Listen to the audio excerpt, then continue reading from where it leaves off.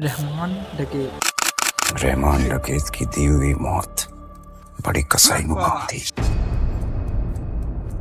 یہ نام کراچی کے علاقے لیاری میں صرف ایک شخص کی پہچان نہیں تھا بلکہ ایک پورے علاقے کی علامت بن چکا تھا۔ لیاری جو کبھی ثقافت، کھیل اور موسیقی کا مرکز سمجھا جاتا تھا، وقت کے ساتھ ساتھ غربت، بے روزگاری اور ریاستی نظر اندازی کی وجہ سے جرائم کی اماگاہ بن جاتا۔ اسی ماحول میں سردار عبدالرحمان بلوچ پیدا ہوا اور یہی حالات بعد میں اسے رحمان ڈکیت بنانے کا سبب بنے۔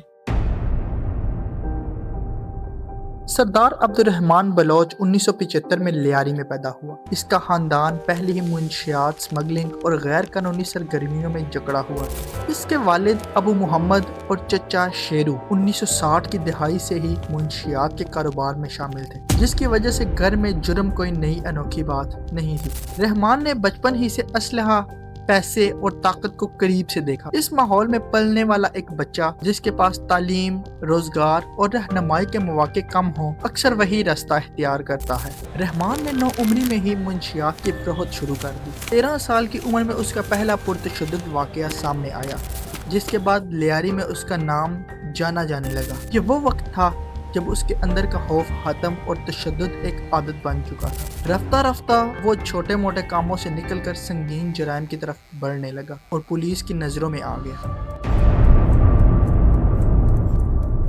1995 میں رحمان پر ایک ایسا الزام لگا جس نے سب کو چونکا دیا۔ اس پر الزام عائد ہوا اس نے اپنی والدہ ختیجہ بی بی کو قتل کیا ہے۔ یہ کیس آج بھی متنازع سمجھا جاتا ہے، مگر اس الزام نے رحمان کے کردار پر ایک گہرا داغ چھوڑا۔ اس واقعے کے بعد اس کی تشبیہ ایک ایسے شخص کی بن گئی جو کسی بھی حد تک جا سکتا تھا۔ یہی وہ موڑ تھا جہاں رحمان نے مکمل طور پر جرم کو اپنا راستہ بنا لیا۔ رحمان نے باقاعدہ طور پر حاجی لالو کے گینگ میں شمولیت اختیار کی۔ حاجی لالو اس وقت لیاری کا سب سے طاقتور گینگ لیڈر سمجھا جاتا تھا اور اس کا اثر سیاست تک پھیلا ہوا تھا۔ رحمان نے یہاں اپنی بے رحمی، تیزی اور وفاداری سے جگہ بنائی۔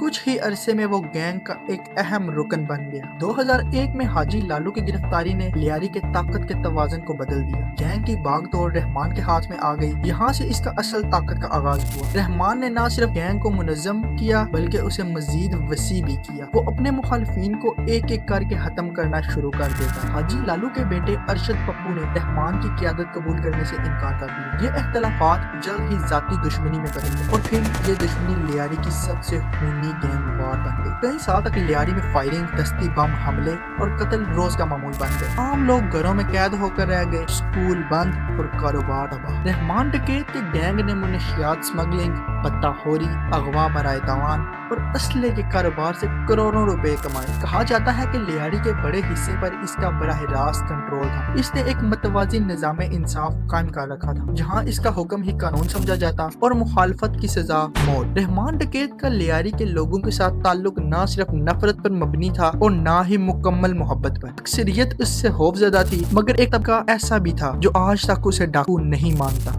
وہ فلاحی کاموں میں پیسہ لگاتا، غریبوں کی مدد کرتا اور بعض اوقات مقامی تنازعات بھی حل کرواتا تھا۔ اسی وجہ سے اس کی تشبیہ کچھ لوگ رابن ہوڈ سے کرتے ہیں۔ رحمان کے پاکستان پیپلز پارٹی کے ساتھ گہرے تعلقات تھے۔ لیاری چونکہ پیپلز پارٹی کا مضبوط گڑھ تھا، اس لیے گینگ اور سیاست کا گٹھ جوڑ مضبوط ہوتا چلا گیا۔ 2008 میں پیپلز امن کمیٹی کے قیام نے اسے سیاسی تحفظ فراہم کیا، جس کی آڑ میں اس کی طاقت میں مزید اضافہ ہوا۔ رحمان ڈکیت کئی بار پولیس کے ہاتھوں گرفتار ہوا، کبھی چھاپوں میں، کبھی مقابلوں کے بعد، مگر ہر بار یا تو قانونی ضمانت یا سیاسی دباؤ کے ذریعے وہ باہر آ جاتا۔ یہی بات اس کے ناقابل شکست ہونے کا احساس دلاتی رہی۔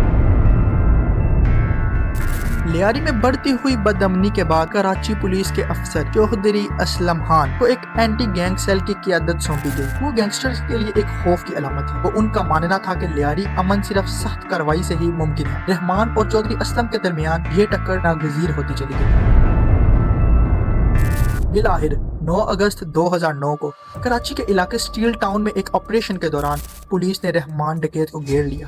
طویل فائرنگ کے بعد رحمان ڈکیت اپنے دو ساتھیوں سمیت مارا گیا۔ 34 سال کی عمر میں ایک خونی دور کا اختتام ہوا۔ رحمان کی موت کے بعد بھی لیاری پرسکون نہیں ہوا۔ اسی کا کزن عزیر بلوچ سامنے آیا۔ ارشد پپو بھی بعد میں قتل ہوا اور بالآخر رینجرز آپریشن نے لیاری گینگ وار کی کمر توڑ دی۔ رحمان ڈکیت کی کہانی ایک گینگسٹر کی داستان نہیں بلکہ یہ نظام کا آئینہ ہے جہاں ریاست پیچھے ہٹ جاتی ہے اور طاقتور لوگ قانون بن جاتے۔ لیاری آج نسبتاً پرسکون ہے، مگر یہ کہانی یاد دلاتی ہے کہ اگر غربت، ناانصافی اور نظر اندازی کو نظر انداز کیا جائے تو رحمان ڈکیت جیسے کردار دوبارہ جنم لے سکتے ہیں۔